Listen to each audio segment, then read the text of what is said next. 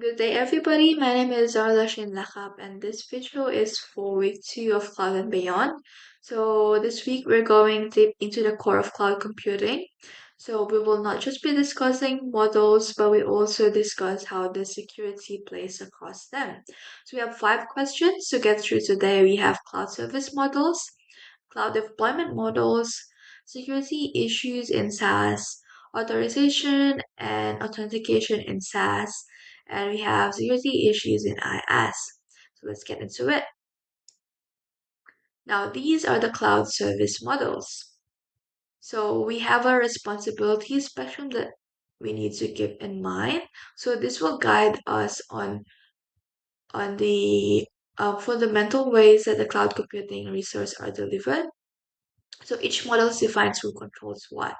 So for SaaS, we have software as a service. So basically, this is the most hands-off among them all. Think of it as Gmail, Office 365, or any software that you use.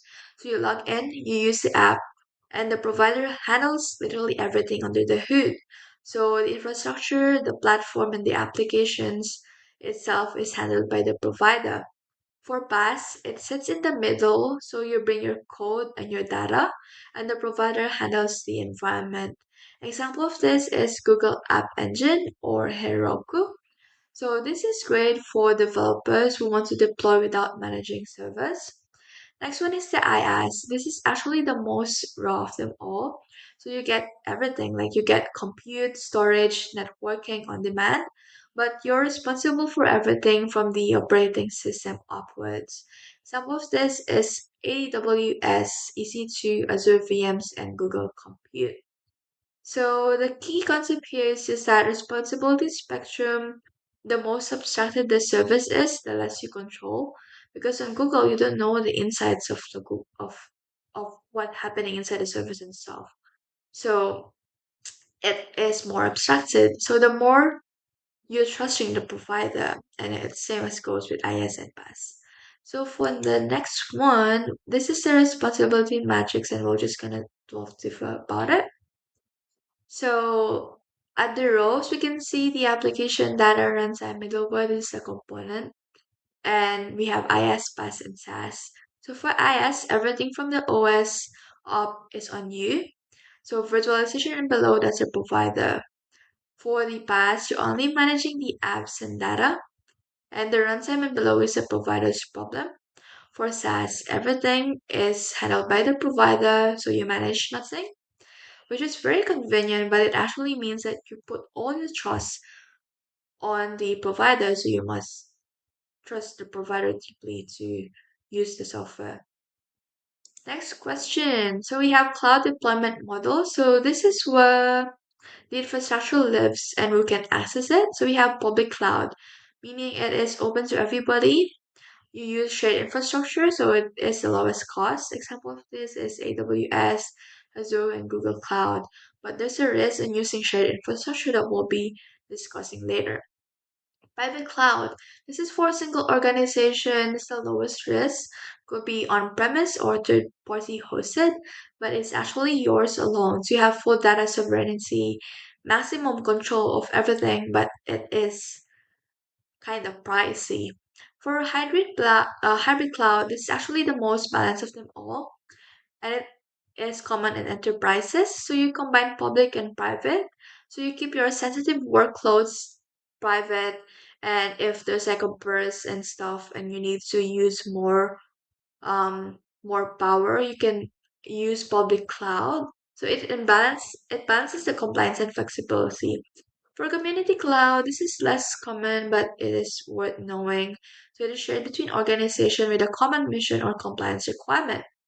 Example is government agencies or maybe hospitals.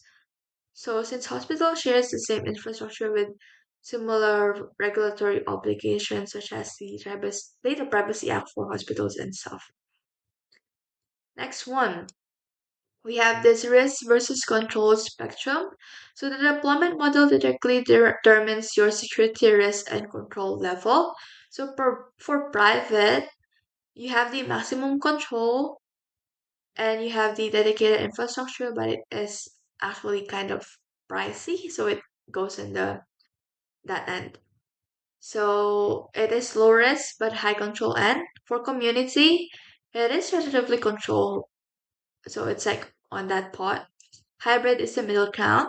And public cloud sits at the high risk and low control end. So none of this is actually inherently bad.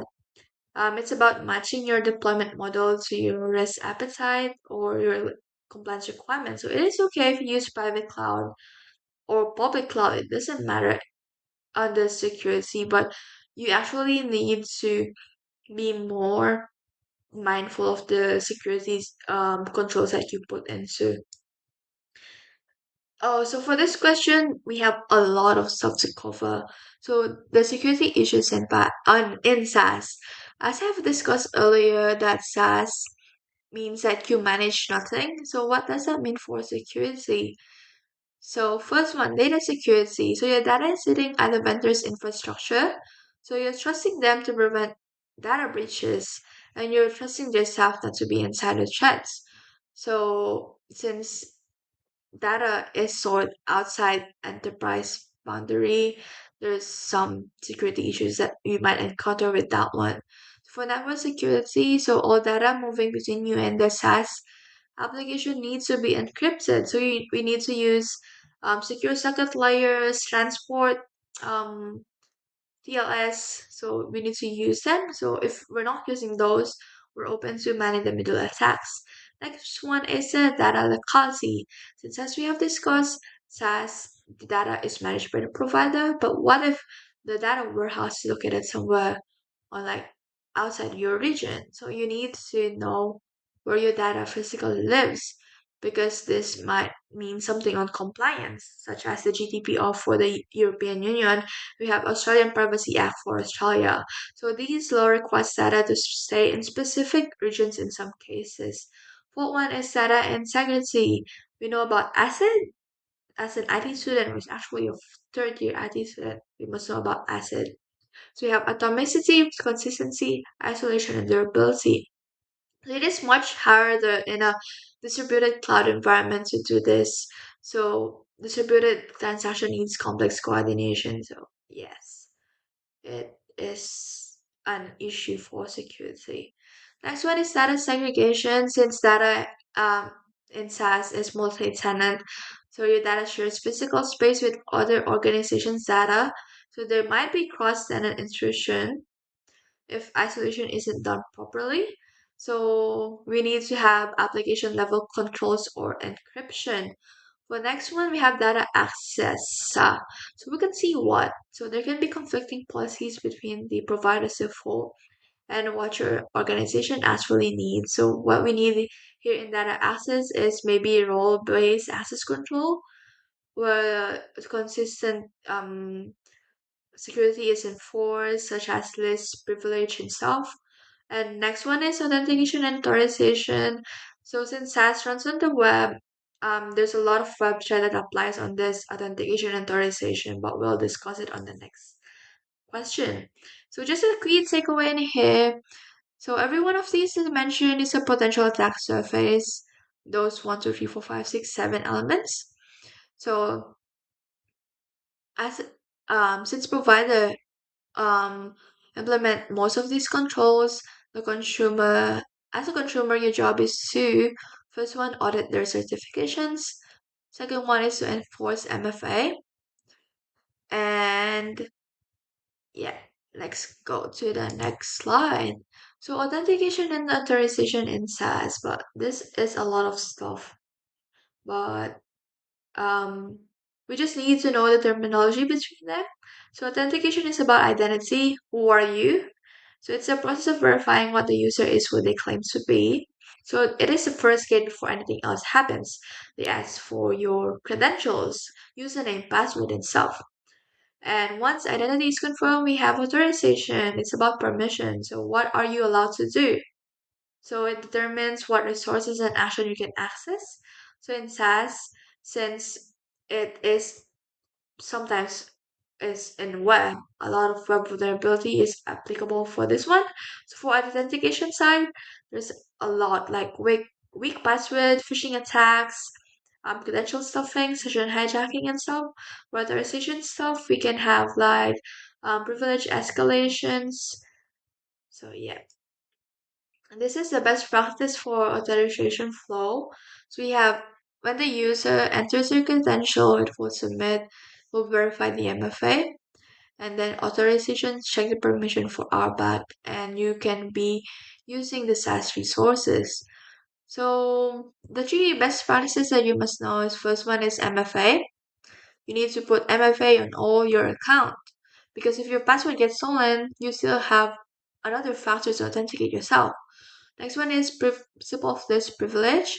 So this avoids access control breach. So what you need to do is just give the minimum permission or needed by the employee to do their work. No need to give them an extra op. It might breach the authorization practices. And federated identity or SSO. So you use one authentication and it will allow you to go onto other stuff. So this is actually for organization only, I think, since it is federated SSO. I'm pretty sure it is. But example is the Moodle. So in Kent we have a lot of stuff. So we have Moodle and we have like student um there's a lot of branches in it.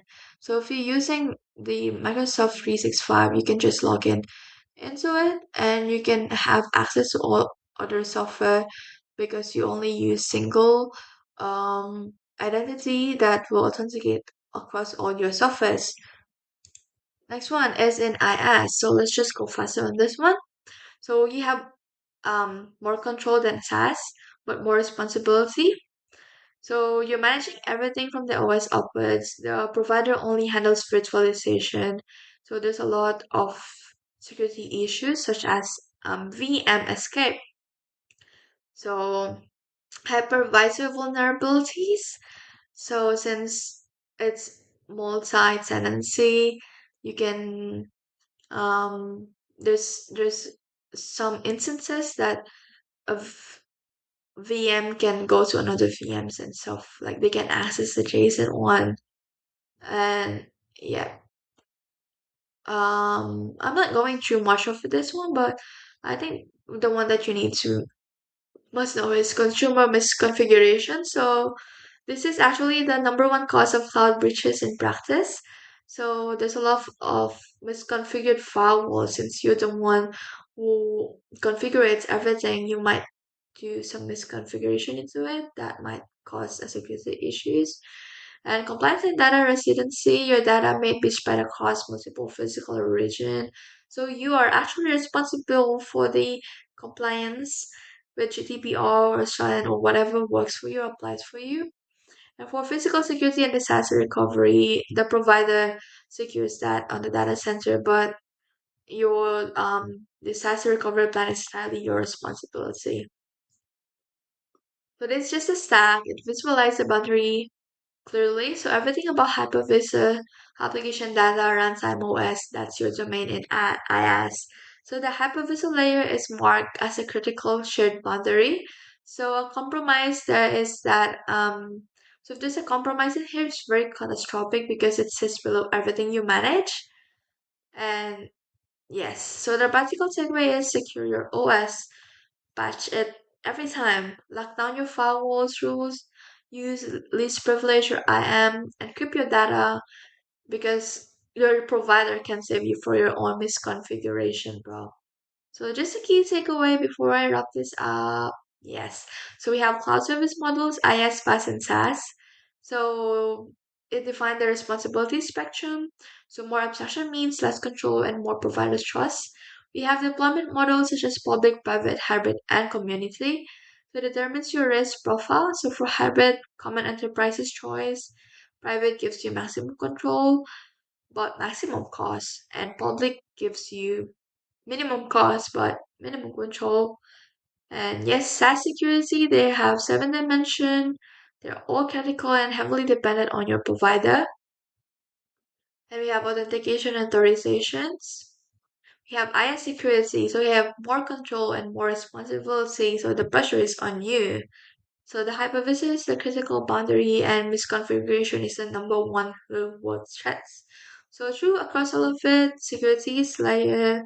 No single control is sufficient. So your job is to make sure that every one layer, if one layer breach, the next one holds. So you need to keep in mind defense in depth and stuff. So that's all for my presentation. Thank you. And it's kind of long, I guess, but you can just put it on 1.5 speed or 2.2 speed. So I don't want to waste your time, sir.